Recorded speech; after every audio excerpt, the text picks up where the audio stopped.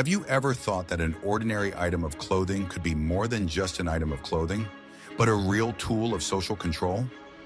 In the Victorian era, the ideal female silhouette was created with the help of a corset, a symbol of beauty and status. But behind the slim waist and graceful posture lay a reality full of restrictions and sacrifices. This story is not about fashion, but about how society literally shaped women to fit its ideals, confining them in a steel and whalebone frame. The corset dictated not only how she looked, but also how she moved, breathed, and even felt. It was the silent guardian of the patriarchal order, turning women into fragile and dependent creatures.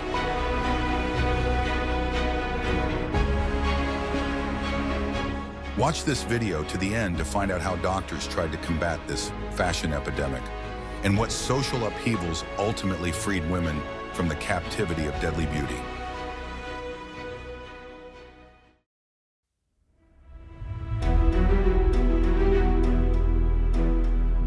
I will reveal the most closely guarded secret of the Victorian era. The corset was not about beauty, but about control. Its main task was to create not just a slim waist, but the image of the ideal woman, fragile, delicate, and physically weak. This weakness was considered a virtue and the main feminine asset.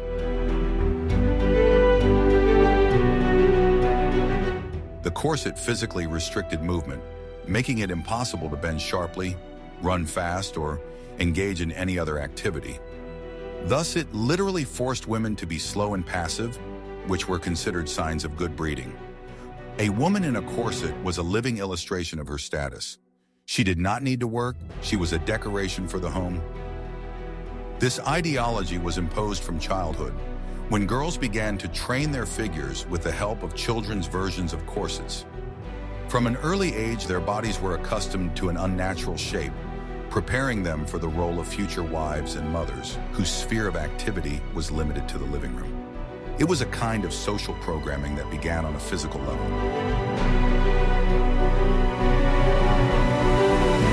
The very structure of the corset, with its rigid steel and whalebone plates, created a feeling of constant restraint.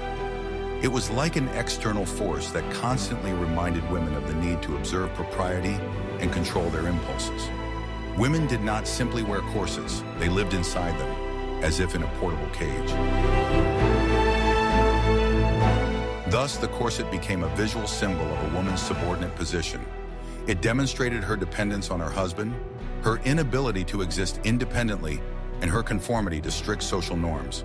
The ideal waist was the price of social approval.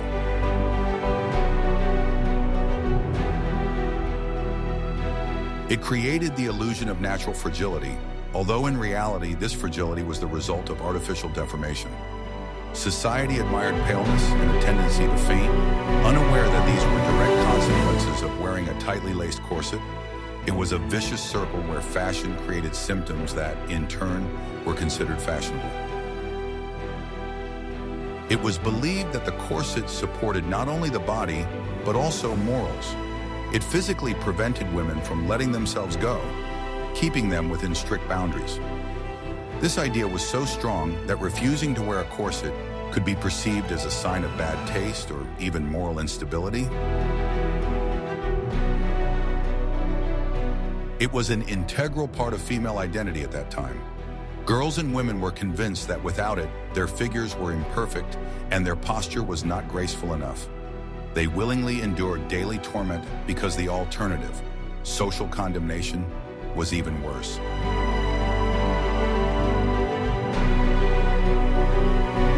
Interestingly, men at the same time wore loose and comfortable clothing that did not restrict their movements. This clearly demonstrated the gender division of roles: men as active agents, women as passive objects of contemplation. The corset was the physical embodiment of this inequality.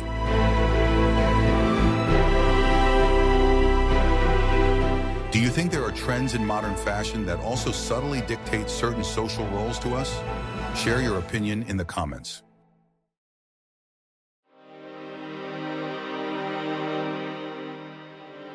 Are you ready to learn the truth about how the ideal silhouette was created? The process of putting on a corset was a daily ritual that required time, effort, and often outside help. This made women dependent on maids or family members, even in such an intimate matter. The corset consisted of several layers of thick fabric reinforced with dozens of whalebone or steel plates. These plates created a rigid frame that shaped the figure. There was a metal bust clasp at the front and lacing at the back, which allowed the corset to be tightened to the desired size. The most important stage was lacing, or tight lacing. The woman or her assistant pulled on the laces, gradually reducing the waist circumference. The goal was to achieve the fashionable hourglass silhouette, which often meant tightening the corset to the limit.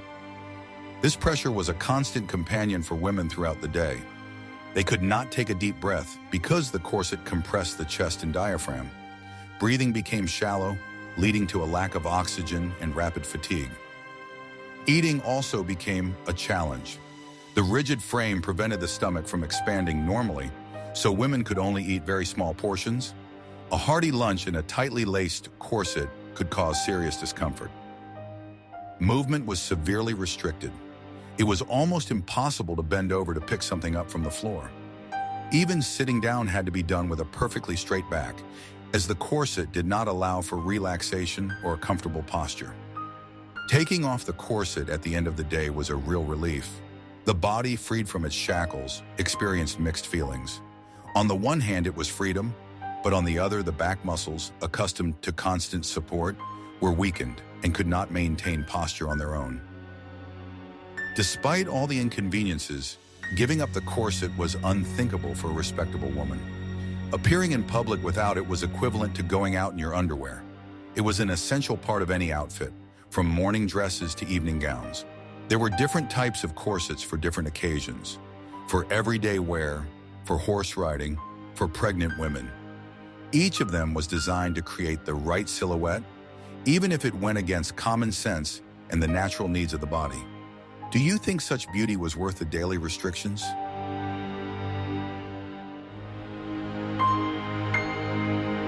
But what if I told you that the corset affected not only the body, but also the mind of women? In the next chapter, we will reveal how this item of clothing changed their perception of the world.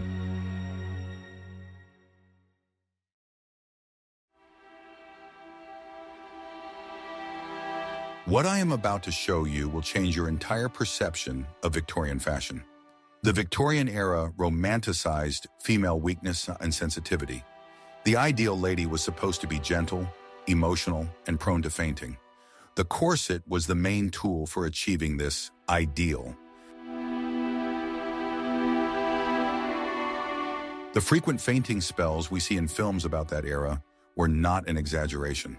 A tightly laced corset seriously impeded breathing and disrupted blood circulation. In a stuffy room or at the slightest excitement, a woman could indeed lose consciousness from lack of oxygen. This physiological symptom was elevated to the status of a fashionable trait. Fainting was considered a sign of a refined nature and aristocratic fragility. Thus, the corset helped women meet social expectations by physically inducing symptoms of ideal femininity. Doctors at the time often spoke of female hysteria, a diagnosis given for a wide range of symptoms, from anxiety to emotional outbursts. Many of these conditions were exacerbated by the constant physical discomfort and oxygen deprivation caused by the corset. Women became irritable and nervous, which society attributed to their nature. The corset also affected cognitive functions. Lack of oxygen could lead to headaches, dizziness, and an inability to concentrate. This reinforced the stereotype that women were not cut out for intellectual work and serious thought. It made women helpless in emergency situations. They could not move quickly to avoid danger. This artificially created vulnerability forced them to rely completely on the protection and patronage of men. Thus, the corset was not just an item of clothing, but a tool for shaping psychology. It instilled passivity, dependence, and a sense of weakness in women. They began to believe that they really were the fragile creatures that fashion forced them to be. The culture of the time supported this image. In novels and paintings, the ideal heroine was always pale, pensive, and ready to fall into the arms of the hero at the slightest shock. Women strove to conform to this fictional ideal, not realizing that it was created not by nature, but by tailors. This phenomenon shows how fashion can influence not only the body, but also the mind. It is capable of creating and perpetuating social myths, forcing people to accept artificial standards as natural.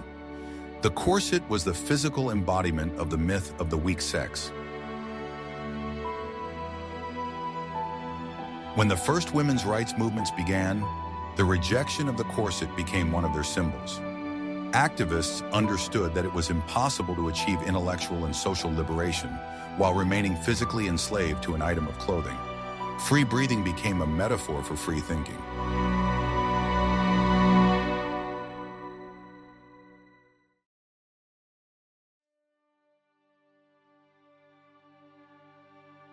What if everything you were taught about Victorian women is untrue? Contrary to popular belief, not everyone in the Victorian era silently accepted the tyranny of the corset. Doctors and reformers actively opposed it, seeing it as a threat to the health of the nation. Medical journals of the time were full of articles describing the negative effects of wearing a corset. Doctors sounded the alarm, pointing out that tight lacing led to deformation of the rib cage. This was visible even to the naked eye when examining patients. They described how constant pressure displaced internal organs from their natural position. The liver, stomach, and intestines were compressed and shifted downward, leading to chronic digestive problems. These changes were irreversible and lasted a lifetime. Of particular concern was the impact of corsets on reproductive function. Doctors claimed that pelvic deformation and pressure on internal organs could seriously complicate future childbirth. They directly linked high maternal and infant mortality rates to this fashion practice. Cartoonists also got in on the act. Popular magazines featured satirical images mocking the absurdity of the fashion. They showed women's skeletons comically bent and their internal organs jumbled up, clearly demonstrating the harm caused by corsets. Some doctors tried to invent healthy alternatives. They offered corsets with elastic inserts or models that would support posture without compressing vital organs. However, these attempts were not very successful, as they did not allow for an extremely thin waist. Despite all the warnings, most women ignored the doctor's advice. Fashion and social pressure proved stronger than medical arguments. Being beautiful by the standards of the time was more important than being healthy. Women often hid the tightness of their corsets from doctors. They perceived criticism as an infringement on their right to be attractive. Many sincerely believed that the harm caused by corsets was greatly exaggerated. This conflict between doctors and fashion shows how difficult it is to fight entrenched social norms. Even the most logical and scientifically sound arguments can be powerless in the face of the desire to conform to ideals of beauty. Why do you think women continue to wear corsets despite doctors' warnings? In the next chapter, you will learn how corsets determined every step a woman took, from climbing stairs to simply eating dinner.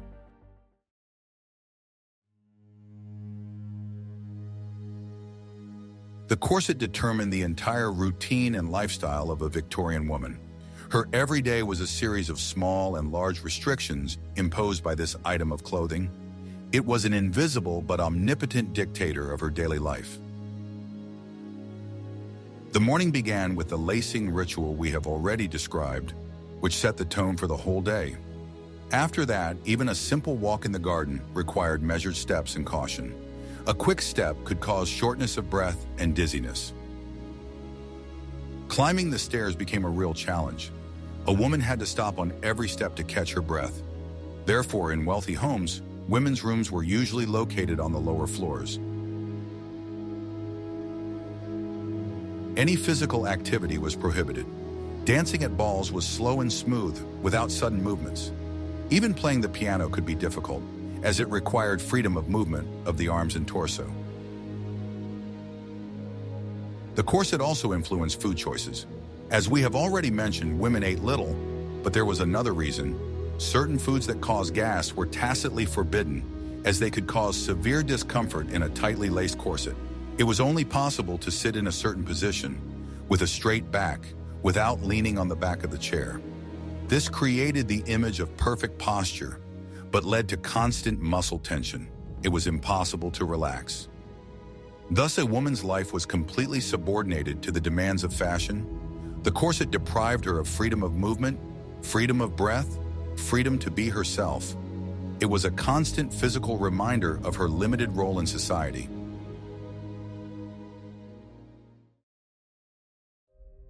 The secret that women paid for with their health was social status.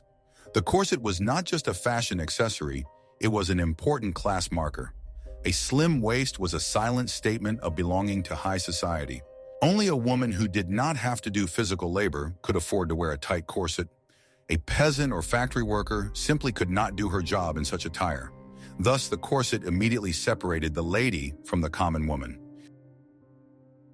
The slimmer the waist, the higher the status. It demonstrated that the family had enough money to support a woman who was solely a decoration.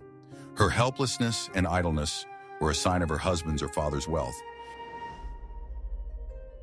Mothers began lacing up their daughters from an early age to ensure they got a good match. The right figure was considered as important an asset as a good education or dowry. It was a ticket to a secure life. The pressure from society was enormous. A girl with a thick waist was considered ill-mannered or lazy. She could become the object of ridicule and lose her chances of a successful marriage. Therefore, for many women, wearing a corset was not a voluntary choice. It was a social necessity, a condition for survival within their class. They sacrificed comfort and health for stability and respect in society. This led to a weird situation. Women were chasing an ideal of beauty that was both a symbol of their high status and a tool for their oppression. They were both victims and accomplices of this fashion tyranny. Was this a choice or just social pressure? In the next chapter, we will look at how the movement against this fashion tyrant began. Against the backdrop of universal worship of the thin waist, the first voices of protest began to emerge. Movements for the reform of women's dress arose, calling for the creation of more comfortable, healthy, and practical clothing. These movements were closely linked to the first waves of feminism. One of the most famous was the aesthetic dress movement in England in the late 19th century. Its participants, who were close to the circle of pre-Raphaelite artists, advocated a return to the natural lines of the body. They proposed loose-fitting dresses reminiscent of ancient tunics that did not require a corset. These outfits were shockingly unusual for Victorian society. Women who dared to appear in such attire were accused of eccentricity and immorality. However, they stubbornly continued to defend their right to comfort. In America, the national costume reform movement emerged. Its activists, such as Amelia Bloomer, promoted not only the rejection of corsets, but also the wearing of shortened skirts with bloomers. This was unheard of audacity for the time. These reformers understood that clothing was not just fabric. They saw corsets and long skirts as symbols of female slavery. They argued that women could not be intellectually and spiritually free while their bodies were shackled by fashion. In 1881, the Society for Rational Dress was founded in London. Its manifesto stated that clothing should not constrict any part of the body or hinder movement. The society held lectures and exhibitions in an attempt to convey its ideas to the general public. Although these movements failed to completely change the fashion of their time, they sowed the seeds of doubt. They forced society to talk about an issue that had previously been ignored. This was the prelude to a future revolution in women's clothing. The real blow to the ideology of the corset came from something unexpected: sports. At the end of the 19th century, women from the upper and middle classes began to actively engage in various sports. This new hobby proved to be completely incompatible with traditional clothing. One of the main liberators was the bicycle. The popularity of cycling grew at an incredible rate. However, riding a bicycle in a long skirt and a tight corset was not only uncomfortable but also dangerous. Female cyclists needed more practical clothing. Special outfits with wide trousers and shortened skirts appeared. Most importantly, cycling required free breathing, which made tight corsets impossible. Another popular sport was tennis. The game required quick movements, jumps, and sharp turns. Women who took to the court quickly realized that corsets prevented them from playing and winning. A special, looser form of clothing was also developed for tennis. It was still quite conservative by modern standards, but it already implied a rejection of the most rigid corset models. So-called sports corsets appeared, which were more flexible and shorter. These new activities changed not only clothing, but also the perception of the female body itself. The ideal was no longer a fragile and passive lady, but a healthy, strong, and energetic woman. A tan, which was previously considered a sign of low birth, became associated with sports and health. The new active woman demanded new, free clothing. Fashion was forced to adapt to the changing lifestyle. The era of deadly beauty was coming to its logical conclusion. Despite all the arguments, many continued to doubt the harmfulness of corsets, considering the warnings of doctors to be exaggerated. The decisive blow to the defenders of the corset was dealt by a scientific discovery made in 1895. German physicist Wilhelm Conrad Röntgen discovered rays capable of penetrating the human body. The invention of the X-ray machine was a real revolution in medicine. For the first time, doctors were able to see what was happening inside a living person without resorting to surgery. And one of the first subjects of their research was women in corsets. X-ray images clearly and impartially demonstrated what doctors had been talking about for decades. The photographs clearly showed how the rigid frame of the corset deformed the ribs, literally pushing them inward. It was irrefutable evidence. Even more shocking were the images of internal organs. Doctors and their patients could see with their own eyes how the liver and stomach were compressed and displaced from their natural positions. The picture was so convincing that it required no further comment. These images began to be published in medical and even popular magazines. They became a powerful weapon in the hands of clothing reformers. Now they could not only talk about the harm of corsets, but also demonstrate it with scientific accuracy. For many women, seeing such an image was a real shock. It is one thing to listen to the abstract arguments of doctors, but quite another to see a clear picture of what a corset does to their own bodies. This caused many to reconsider their attitude towards fashion. Thus, a scientific breakthrough in physics had a direct impact on women's fashion. It was the final nail in the coffin of the Victorian ideal of beauty, proving that true beauty cannot exist without health. The final rejection of the corset came at the beginning of the 20th century and was linked to global social and economic upheavals. The old world was collapsing, and with it, its ideals and symbols were becoming a thing of the past. The woman of the new century demanded new clothing.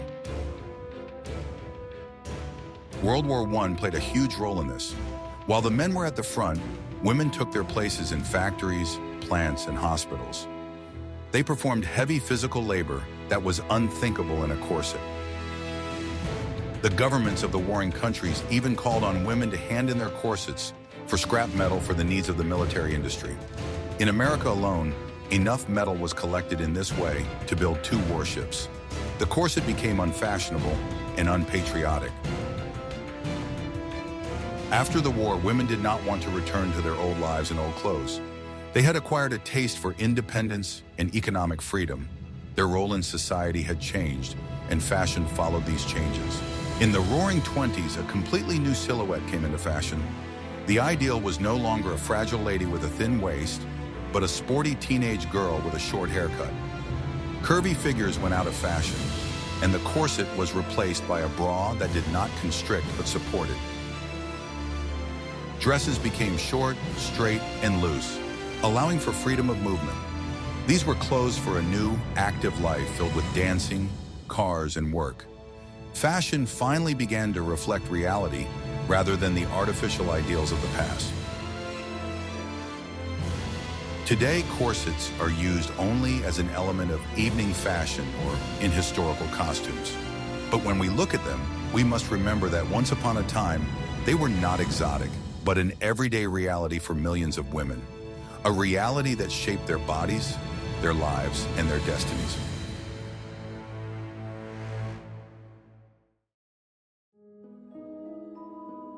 We can see that the history of the corset is not just a chapter in a fashion textbook. It is a complex social phenomenon in which ideas about beauty, class status, and gender roles are intertwined. It was both a symbol of elegance and an instrument of oppression, the physical embodiment of the framework in which society tried to place women. The path to liberation from this deadly beauty was long and difficult. It required the courage of female reformers, scientific discoveries, and global social upheavals.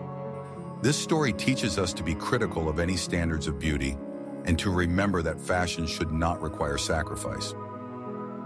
What other topics from the history of fashion or social phenomena of the past would you like to explore on our channel? Share your ideas in the comments.